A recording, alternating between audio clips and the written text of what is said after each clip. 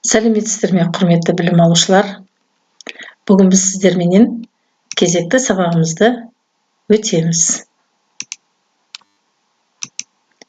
Сабақты өтетін мен Алматы қаласындағы шетел тілдері педагогикалық колледжінің қазақ тілі пәнінің оқытушысы Ережепова Адия Оразақынқызы.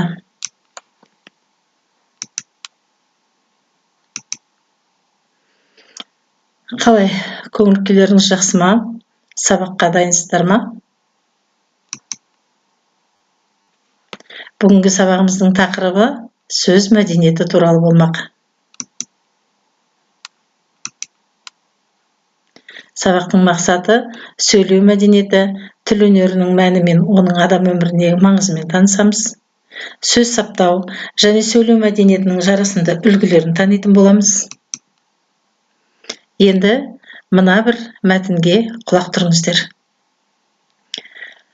Адамдардың бір-бірімен қарым-қатынас құралдарының ішіндегі өмірде ең кең қолданылатыны және аса маңыздысы тіл. Сондықтан сөз мәдениетіне соқпай кету мүмкін емес. Сөз мәдениеті ауызекі тіл мәдениеті және жазба тіл мәдениеті болып екіге бөлінеді. Ауызекі сөйлеу тілінің де, жазба тілінің де бастау негізі белгілі бір ұлттың дәстүрімен сабақтасқан жалпы халықтың тілі. Ауызекі сөйлесу кезінде жеке адамдар өзінің мінез құлқын көрсетеді. Сондықтан да сөйлеу, сөйлесе білу биік өнер және жоғары мәдениеттіліктің белгісі. Жазба әдеби тіл жазу арқылы белгілі жүйеге түскен жазу дәстүрі мен әртүрлі жазба әдебиетінің негізінде қалыптасқан тұрақты нормалары, стильдік жанрлық тармақтары бар тілдің түрі. Сөз мәдениеті екі тармақтан тұрады: сөз дұрыстығы және сөз шеберлігі. Сөз дұрыстығы қазіргі әдеби тілдің жұртшылық таныған, үлгі тұтқан нормасын ұстану дегенді білдірсе, сөз шеберлігі алуан түрлі тілдік амал тәсілдерінің ішінен мағына, стильдік жағынан аса дәл, ұтымды түрін талғау дегенге негізделеді. Бұл жерде сөзге дұрыс не бұрыс деген баға берілмейді. Сөз дәлірек, айқынырақ деп бағаланады. Тіл ойдың айнасы. Тілдегі сауатсыздық адамның жалпы сауатсыздығының, мәдениеті төмендігінің көрінісі, рухани байлығының әлсіздігі. Тіл анық болмаса, ой да анық емес деген сөз. Ұлттық үрдіс және сөз мәдениеті.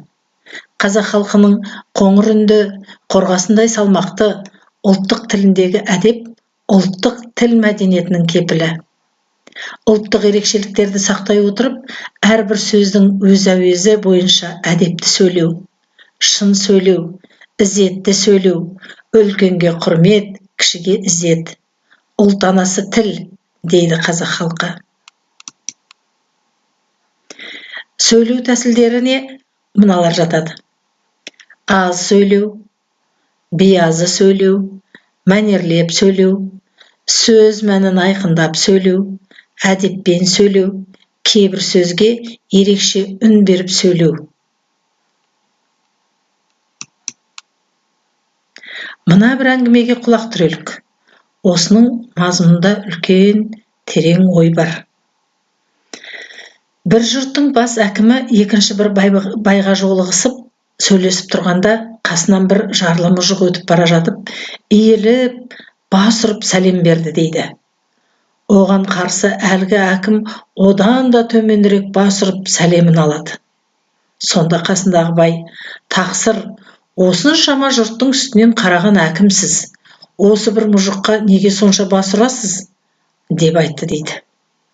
Сонда әкім: ешбір білім үйренбеген мұжық сонша иіліп әдептілігін көрсеткенде, мен одан әдепсіз боп қалайын ба?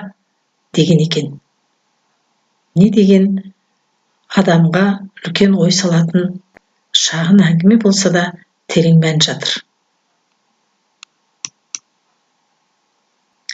Енді тіл өнері және оның пайдасы мен зияны жайында Жүсіп Баласағұнның айтқан ой пікірлеріне көз жүгіртейік. жүсіп баласағұн шамамен 1015-1016 жылдары Шу өзенінің бойында Баласағұн қаласында туған. Ол ғылымның әртүрлі салаларын, тарих, математика, астрономия, тағы басқа ғылымның түрлерін, араб, парсы тілдерін игерген ғұлама ғалым. Енді осы жүсіп баласағұн не деген екен? Тіл сыйлы етер, құтты қылар, өсірер, баста жарар, қадір құтты ол өшірер. Саулық тілеп, табыс күтсең ісіңнен, жарамайтын сөз шығарма тісіңнен. Көп сөйлеме, азбен келтір иінін, бір сөзбен шеш, түмен сөздің түйінін. Сөз білгенге патша тағы тиеді, көп сөз басты жерге келіп иеді. Тіліңді бақ, сонда басың сақталар, сөзді қысқарт, жас ұзарып бақыт олар.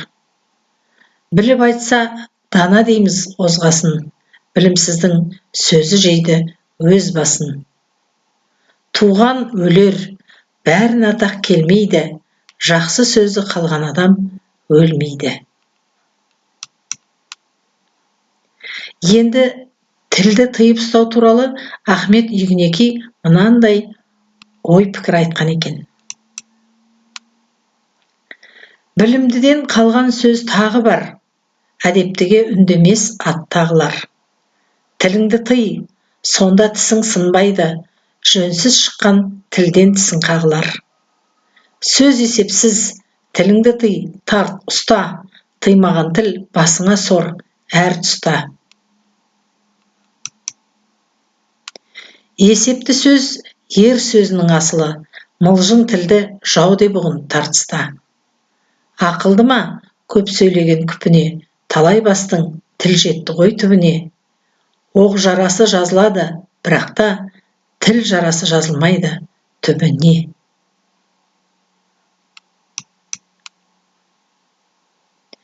Енді осы манағы айтылғандардан мынандай ой түйіндеуге болады екен. Сөз мәдениеті қазіргі әдеби тілдің жұртшылық таныған, үлгі тұтқан нормаларын жеке адамдардың сақтауын талап етеді. Сөз мәдениетіне жатпайтын нелер? Диалектизмдер, қарапайым дөрекі сөздер, варваризмдерді қолдану, орынсыз көп сөйлеу, бір пікірді қайталай беру, өзіне өзі сілтеме жасау, асқақтап сөйлеу, дене қимылдарын араластыра беру бұл сөз мәдениетіне жатпайды екен. Сонымен қатар, кірме сөздерді орынсыз жұмсай беру, сіреспе құрылымдарды қолдану сөз мәдениетіне нұқсан келтіреді. Сөз мәдениеті теориясының дамуында маңызды орын алады. Олар лексикография, әсіресе нормативті түсіндірме сөздіктер, орфоэпиялық, орфографиялық, синонимдік және тағы басқа арнаулы сөздіктер. Қазақ тіліндегі сөз мәдениетінің дамуына үлес қосқандар: Абай Құнанбайұлы, Мұхтар Әуезов, Ғабит Мүсірепов. Қазақ тілі білімінде сөз мәдениетінің мәселелерін зерттеген ғалымдар: Ахмет Байтұрсынұлы, Мәулен Балақаев, Рабиға Сыздықова. Енді мынандай сұрақтарға жауап беруге дайындалыңдар. Сөз мәдениетін нешеге бөліп қарастыруға болады? 1, 2, 3-ке. Осы 3 санның қайсысы дұрыс жауап? Ауызекі сөйлеу деген не? А. Іскерлік қарым-қатынас жасау. Ә. Жазу арқылы жүйелеп сөйлеу. В. Бетпе-бет көріп, өзара пікір алмасу. 3-ші сұрақ. Тыңдау деген не? Біреудің сөзін қабылдау, сұрақ қою, жауап беру. Таза сөйлеу биік сыпайылық па? Биік мәдениеттілік па? Биік өрескелдік па? 5-ші сұрақ. Сөз мағынасын түсінбей қате сөйлеу неге жатады? тыңдай білу әдебіне, ауызша сөйлеудің стильдік ерекшелігіне, сөйлеу сапасына кері ықпал ететін нәрсеге. 6-шы сұрақ, жүйелі, мәнді сөйлеудің негізгі сапалары не? А. Тіл тазалығы, сөз байлығы, түсінікті болуы. Айтылу заңдылықтарын сақтау, қызынып сөйлеу. В. Сұхбат құру, өз пікірін білдіру. Келесі сұрақтарды қарастырып көрейік. 7-ші сұрақ. Сөйлеу әдебіне не жатады? Сөйлеушінің пікірін түйіндеу, қорытындылау. Эмоционалды сөйлеу, қимыл қозғалысты қолдану. Орфоэпиялық норманы сақтау, байыпты сөйлеу, әңгімелесіп отырған ортаның ыңғайын байқау. 8-ші сұрақ. Тыңдау неше түрге және қалай бөлінеді? 3 түрге. Пікір айтқан адамның сөзін қайта-қайта бөлу, өзі келіспейтін пікірге қызбаланып қарсы сөз айту, қимыл қозғалысымен тоқтату. 2 түрге. Үндемей тыңдау және өзара ой алмастыра отырып тыңдау. В. 1 түрге, яғни сұхбат құру. Келесі сұрақтарды қарап көрейік. Адам тыңдау, сөйлеу, жазу мәдениетін меңгерсе, ойын жүйелі жеткізе алады, өзі туралы жоғары пікірде болады, басқалар қызыға қарайды. Және ең соңғы сұрағымыз, қолдану аясы, сөйлеу мақсаты, өзіндік стильдік ерекшелік, тілдік құрал неге жатады? Тыңдай білу әдебіне, жүйелі сөйлеу шарттарына, ауызекі сөйлеу тілінің стильдік ерекшелігіне. Міне осы сұрақтарға жауап берулеріңді сұраймын.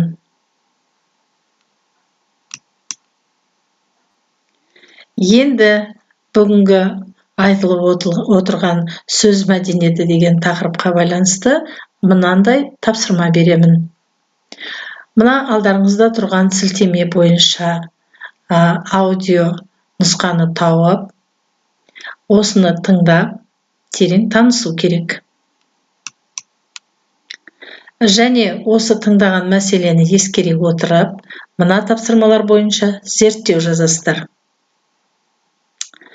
1-ші тапсырма. Тілге сыпайылық үстеп, ізеттілікті білдіретін сөздерді жазасыздар. Және мысал келтіре отырып жазасыздар. 2-ші тапсырма. Үлкен мен кішінің арасындағы сыпайылықты білдіретін қаратпа сөздерді ата. Міне осы 2 тапсырма бойынша терең зерттеу жұмысын жазып көріңіздер.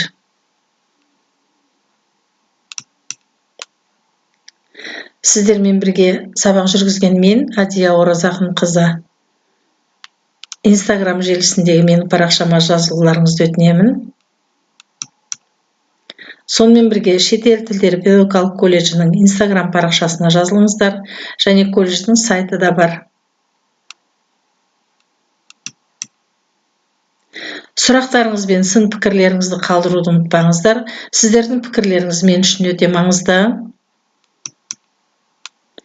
Осымен сабағымыз аяқталды. Назарларыңызға рахмет. Келесі кездескенше сау болыңыздар.